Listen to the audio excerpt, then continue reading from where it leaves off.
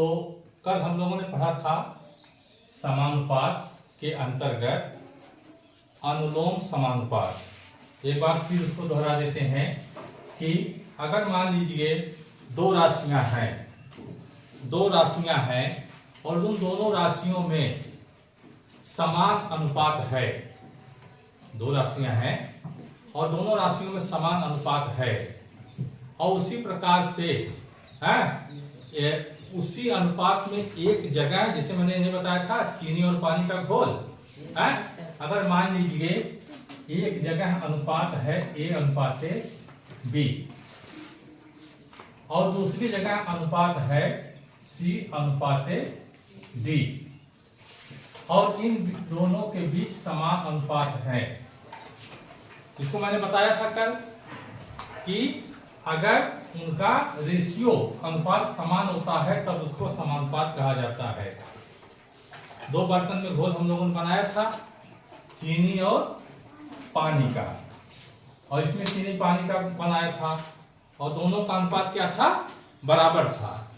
अगर बराबर अनुपात है दो पार्ट में बने गए घोल का तो वह समानुपात कहलाता है।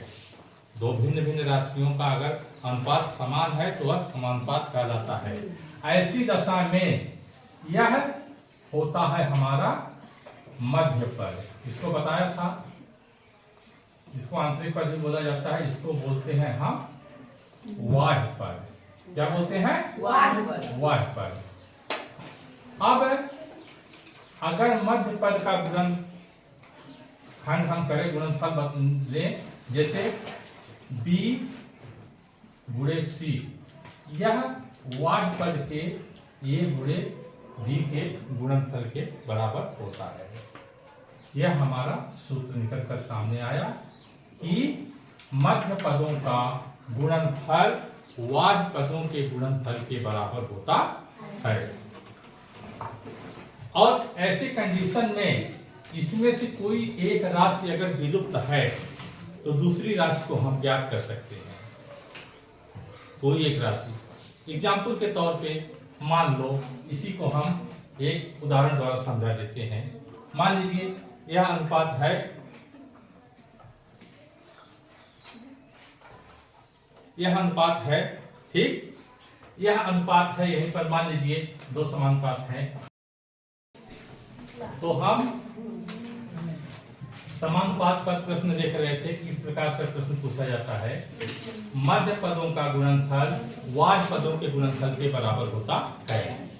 अगर मान लीजिए इस तरह से क्वेश्चन आता है कि 5:10 समानुपाते, यहाँ पर लुप्त संख्या है, कोई लुप्त संख्या मान लीजिए x है, अनुपाते 8, तो लुप्त संख्या को हम कैसे ज्ञात करेंगे? इसी सूत्र से हम इसको ज्ञात करेंगे, जो ये सूत्र यहाँ पर लिखा गया है। यहाँ पर A हो गया हमारा 5, B हो गया हमारा 10, C हो गया हमारा x छोटा है थोड़ा सा है, और D हो गया हमारा 8। इसी सूत्र का प्रयोग करेंगे, हम एक बार लिखेंगे BC, यानी क्या हो जाएगा हमारा 10 गुणे x, ठीक, 10 गुणे x। ये हो गया हमारा बराबर किसके है? A गुणे D के, यानी हमारा 5 गुणे 8 के बराबर है। अब x का मान यहां से ज्ञात करना है, हम क्या करेंगे? x बराबर होगा, पक्षांतर करने के बाद अगर 10 का यहाँ पर गुणा है तो उस साइड में जाएगा तो उसका भाग हो जाएगा। समझा रहे ना? 5 गुणे 8 बटा 10 हो जाएगा x का मान, ठीक। तो हम इसको क्या करते हैं? हल कर लेते हैं, काट लेते हैं। 5 कम 5, 5 दूना 10, फिर पुनः 2 1 कम 2, 2 चौके 8, तो x का मान हमारा हो गया 4। अब यहाँ x की वैल्यू हमारी निकल के आई 4, यह हमारा आंसर हो गया। इस तरह से अगर समानुपात में मध्य पदों में कोई एक नहीं दिया गया है या बाह्य पदों में कोई एक नहीं दिया गया है तो उसका इस सूत्र की सहायता से हल निकाल देते हैं। क्लियर हो गया? चलिए अब एक और सवाल हम देखते हैं जो कि हमारा अनुलोम समानुपात पर है। कैसे निकालेंगे? समानुपात में दो समानुपात मैंने बताया था। पहला था अनुलोम समानुपात, दूसरा था, इसको देखो कई नाम से जानते हैं, विलोम समानुपात या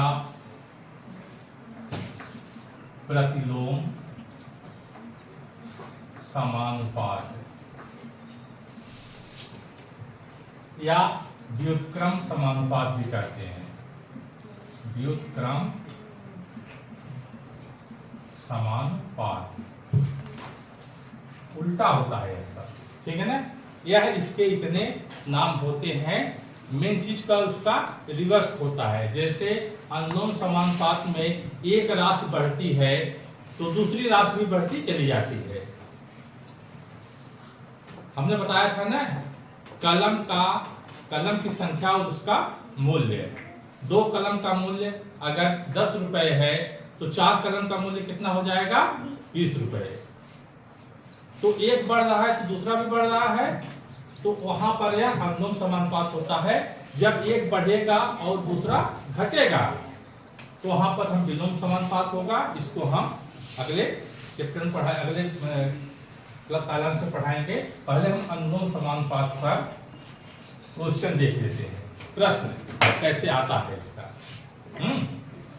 तो मान लीजिए यह प्रश्न है अनुलोम समानुपात पर। यदि दो कलम का मूल्य, यह प्रश्न है, यदि दो कलम का मूल्य 10 रुपया है तो 12 कलम का मूल्य क्या होगा? इसका हल देखते हैं। देखिए, यह प्रश्न को ऐकिक नियम से भी हल हो सकता है, लेकिन हम यहाँ पर जो है समानुपात पढ़ रहे हैं। समानुपात से कैसे इस प्रश्न को हल करेंगे उसको हम देखेंगे। और यहाँ पर अनुलोम समानुपात कैसे है इसमें, तो इसका हल करते समय हम क्या करेंगे कि मान लिया, इसी तरह से अभ्यास प्रश्न आप लोग करेंगे। मान लिया 12 कलम का मूल्य x रुपए है, यह मान लेते हैं हम, ठीक। 12 कलम का मूल्य x रुपया है। अब हम कॉलम बनाते हैं, एक तरफ लिख देते हैं कलम की संख्या और दूसरी तरफ लिख देते हैं मूल्य। ठीक से दिख रहा है ना? ठीक से दिख रहा है? Yes sir. तो यहाँ पर हम कलम की संख्या लिखते हैं और इधर मूल्य लिखते हैं। कलम की संख्या मान लीजिए हमारी कितनी है, पहले दी गई है 2 और उसका मूल्य कितना है 10 रुपए, ठीक। दूसरी बार कलम की संख्या कितनी हो जाती है 12 और उसका हमने मान लिया है मूल्य x रुपया है। अब इतना लिखने के बाद हमको तीर का निशान लगाना पड़ेगा। तीर का निशान का मतलब है कि यह समानुपात, अनुपात को शो करता है, दिखाएगा कि यहाँ पर अनुलोम समानुपात है कि विलोम समानुपात की प्रतिलोम समानुपात। वही तो कैसे होगा, इसको हम जज करेंगे कि अगर 2 कलम का मूल्य 10 रुपए आ रहा है और इधर क्या है, कलम का संख्या जो है बढ़ रही है कि नहीं, तो जिधर बढ़ती है उधर हम तीर का निशान लगा देते हैं कि इधर बढ़ रही है। 2 से 12 हो रहा है।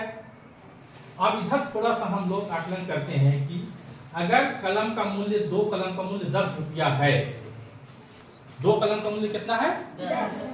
तो 12 कलम का मूल्य ज्यादा होगा 10 से कि कम होगा? ज्यादा होगा। तब इसका मतलब कि x जो संख्या है वह भी 10 से ज्यादा होगा। दोनों तीर का निशान एक तरफ है, यह हमको यह शो करता है, बताता है कि यहाँ पर अनुलोम समानुपात है। यहाँ पर कौन सा समानुपात है? अनुलोम समानुपात है। तो यहाँ पर हम क्या लिखेंगे?